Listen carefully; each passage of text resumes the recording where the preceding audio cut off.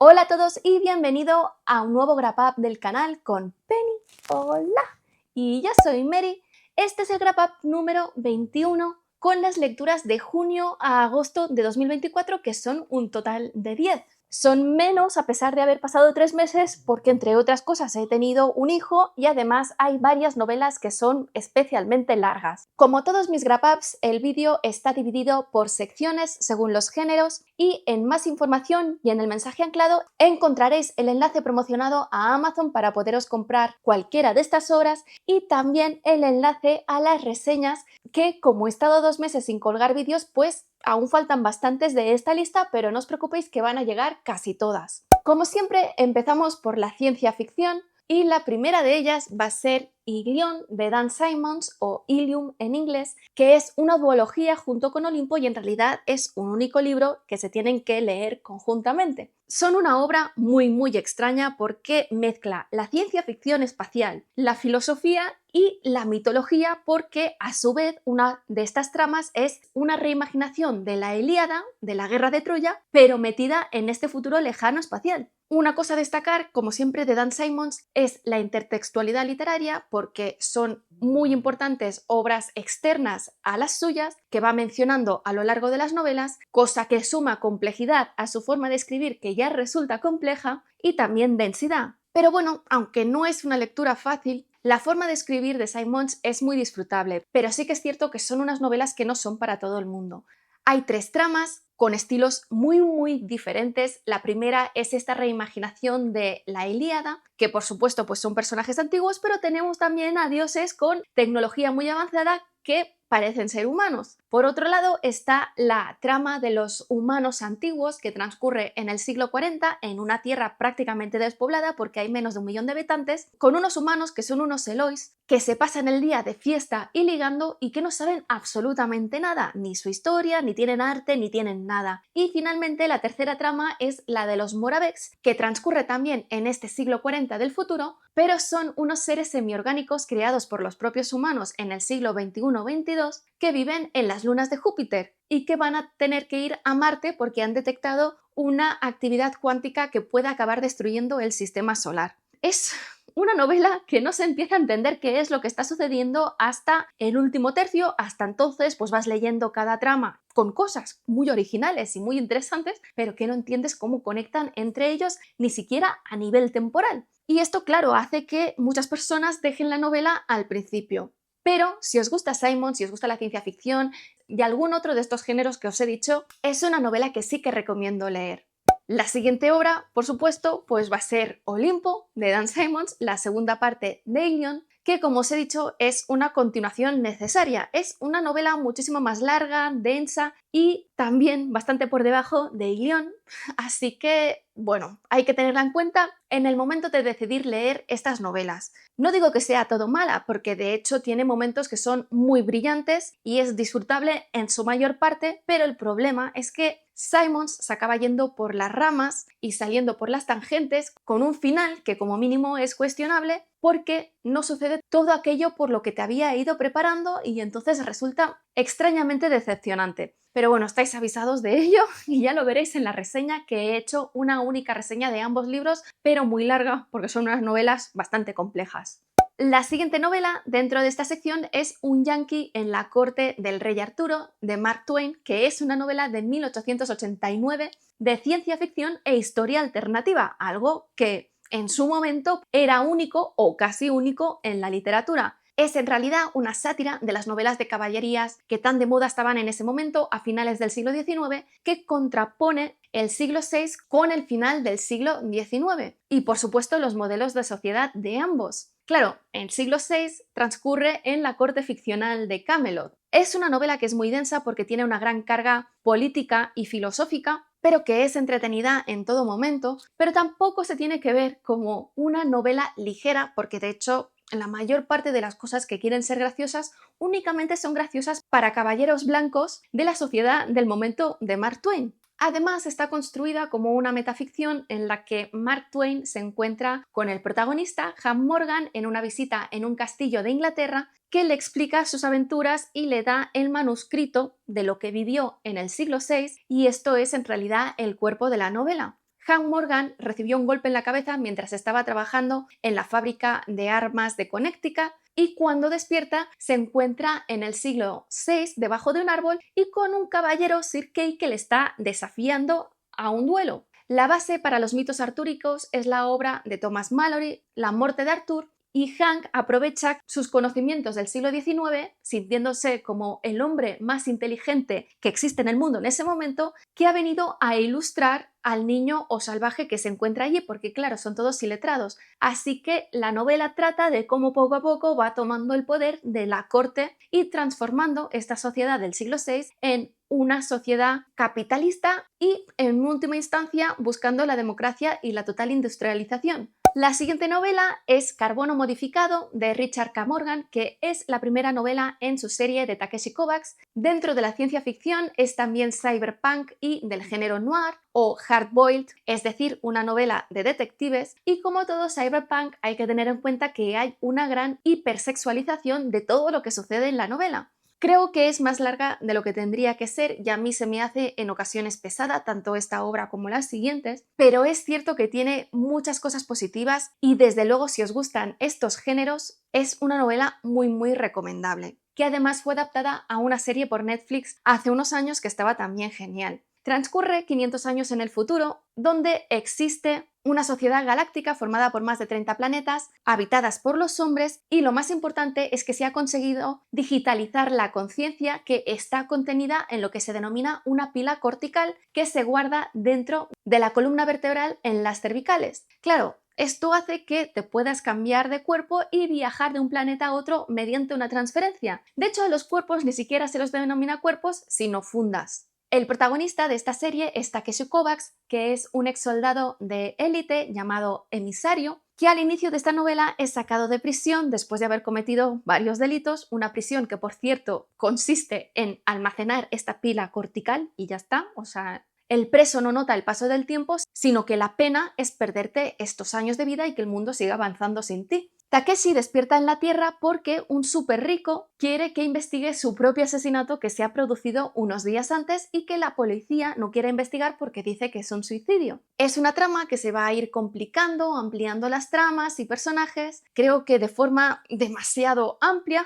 pero independientemente muestra un universo muy rico, con ideas originales y además bien combinadas entre ellas. La siguiente sección es la de la fantasía o el terror, empezando por una novela de Stephen King, El Instituto, que es una novela que también entra la ciencia ficción y el thriller y que aparecen una vez más los poderes psíquicos, con la forma esta del Resplandor, pero un poquito diferente a este libro. Nos plantea una idea que no es original, pero que sí creo que está bien utilizada, que es la de una organización que se dedica a secuestrar niños con poderes para utilizarlos para un fin que en principio es por un bien superior y los encierra dentro de una institución que se denomina el Instituto. Es una novela que además tiene una doble narrativa y que mezcla dos géneros en los que Stephen King pues tiene mucha experiencia. Por un lado, la de thriller policial con el personaje de Tim Jamieson, que es un ex policía de unos 40 años, y por otro lado, la de Luke Ellis, que es un niño de 12 años y que tiene la mayor parte de la novela, que es la típica novela de fantasía de terror protagonizada por niños y la interacción que hay entre estos niños. Es una novela que para mí está muy bien escrita, que sí que quizás es un poco larga, pero como a mí me gusta mucho cómo desarrolla Stephen King las escenas costumbristas, tampoco se me hace pesada. Pero sí que me puede parecer problemático el inicio que tiene, porque el primer capítulo es de Tim Jamieson, que dura unas 40 páginas y luego no aparece hasta el último tercio, por lo que parece que te hayan estafado con el principio y luego tienes el inicio del niño y no sabes lo que está pasando con el otro protagonista. Además, durante la novela se van produciendo varios giros que te van planteando dilemas morales y esto conlleva que el final al que se llega pueda resultar desconcertante y que haya más de una persona que no le guste. Pero bueno, lo que importa es el viaje y es una novela entretenida, con muy buenos personajes y sobre todo con unas relaciones entre ellos muy bien construidas. Luke, cuando es secuestrado, se despierta en una habitación igual a la suya, pero dentro de este instituto en el que hay otros internos, otros niños, con los que se realizan experimentos más o menos dolorosos, que luego desaparecen de esta parte del edificio y son trasladados a la parte de atrás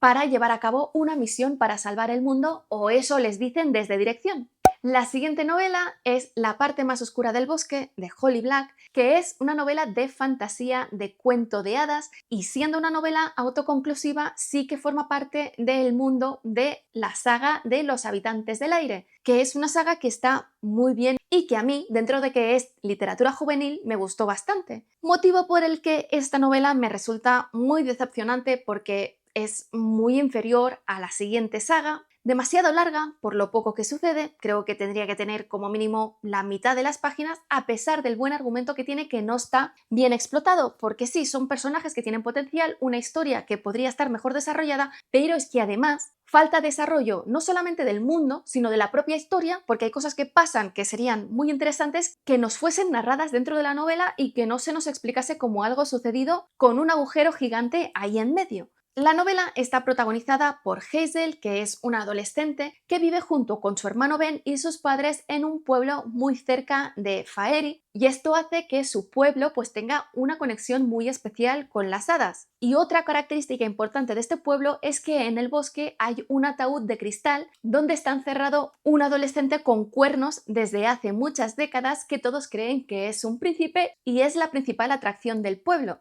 Además, otra cosa importante es que el mejor amigo del hermano de Hazel es un changeling, es decir, que en realidad es una persona del mundo de Faerie. Y bueno, a partir de aquí pues se desarrolla la situación, que ya os digo que es muy sencillita. La siguiente novela es Piranesi, de Susanna Clarke, que es la autora de Jonathan Strange y El señor Norrell, una novela que me encantó, pero esta es muy cortita y se podría decir que es fantasía, aunque yo creo que también entra dentro de la ciencia ficción, y tiene una narrativa muy peculiar, pero sí que está muy bien escrita y tiene una idea que me parece muy innovadora, que lleva a un final cuestionable porque cuando tienes una idea tan buena, a veces es muy difícil resolverla. Tengo que avisaros además que muchas sinopsis de esta novela revelan algo que a mí me parece un spoiler muy importante que no descubrimos hasta el final del primer tercio y que yo no voy a mencionar aquí y que en la reseña os voy a avisar del spoiler antes de hacerlo. La novela está narrada en primera persona por Piranesi, que es un hombre de unos 30 años que tiene amnesia con respecto a los años anteriores de los últimos 5 o 6 y que vive en lo que él denomina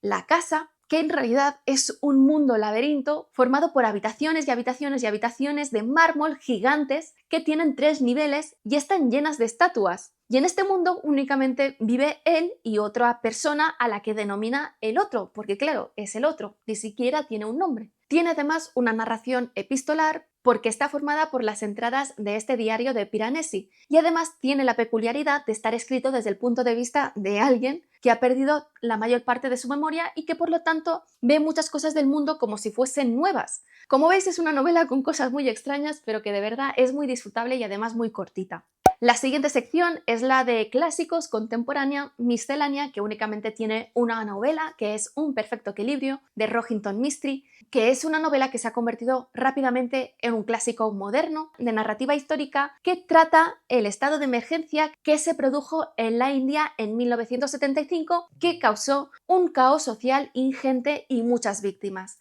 Está narrada a través de 4 protagonistas con punto de vista, eso sí, escritas en tercera persona subjetiva, que provienen de diferentes trasfondos y capas sociales de la India. La primera de ellas es Dina Dalal, que es una Parsi de una posición económica muy holgada, pero que está caída en desgracia después de quedarse viuda muy joven y no querer volver a la casa de su hermano e intentar ser independiente. Por otro lado están Ishvar y su sobrino Om, que provienen de la casta de los intocables, que han cometido el pecado imperdonable que es querer salir de su casta y dedicarse a otra profesión reservada para las castas más superiores. Y finalmente tenemos a Manek, que es un joven parsi que en principio tiene mucho futuro porque viene de una nueva familia, eso sí, también caída en desgracia después de la separación de la India. Es una novela que trata la superación de los prejuicios de todos ellos, porque todos ellos tienen prejuicios con respecto a las otras castas, y de ver a los otros como personas iguales a ellas.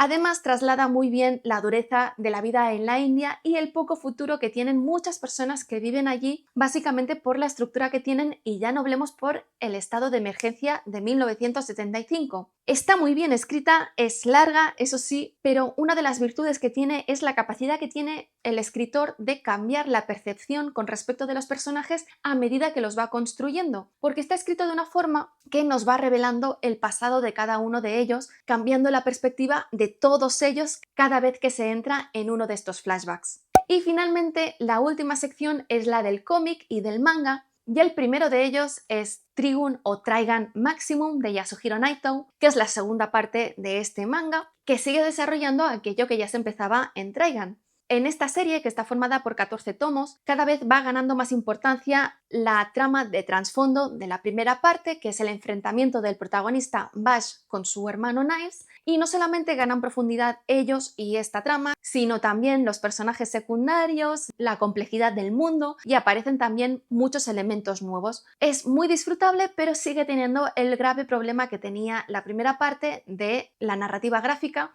ya que las batallas son muy confusas, muchas veces no sabes lo que está pasando y además el otro problema es que los bocadillos no están dirigidos a un personaje en concreto y no sabes quién está diciendo qué.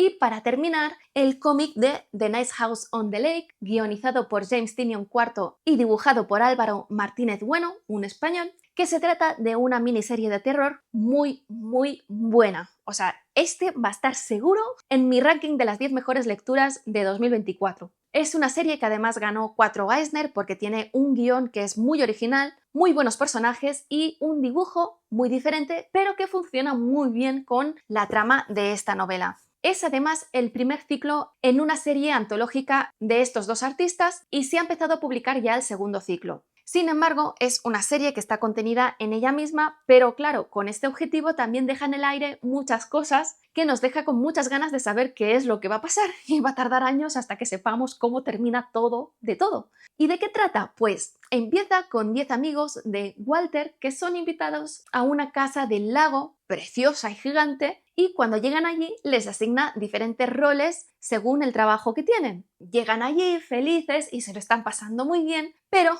el día en el que llegan, esa misma noche, descubren que se está produciendo un apocalipsis en llamas y que la gente fuera se está derritiendo, algo que ven a través de las redes sociales. Y esto es un punto a destacar porque la narrativa gráfica es muy original porque combina muy bien estos documentos con el dibujo tradicional de las viñetas. En ese momento en el que se está produciendo el apocalipsis, Walter se revela como un alien o algo así y que su especie ha decidido aniquilar a los humanos, pero que no se preocupen porque ellos no van a morir, ya que los han cerrado allí porque son sus amigos y los quiere proteger y también porque su especie quiere estudiarlos. Y claro, no necesitan a todos los humanos, con ellos tienen suficiente. Para narrar todo esto, los capítulos se estructuran centrándose cada uno de ellos en un personaje, ya que cada capítulo empieza con un personaje diferente de estos 10 amigos, que empieza en un futuro después de la historia, en medio de las llamas, recordando cómo conoció a Walter y su relación con él para luego volver al presente narrativo. Es de verdad un cómic genial que además consigue mantener el nivel a lo largo de sus 12 números. Y bueno, eso es todo, espero que os haya gustado, si es así, dadle al like, dejad comentarios que ya sabéis que siempre los contesto, si no estáis suscritos, suscribíos y sobre todo,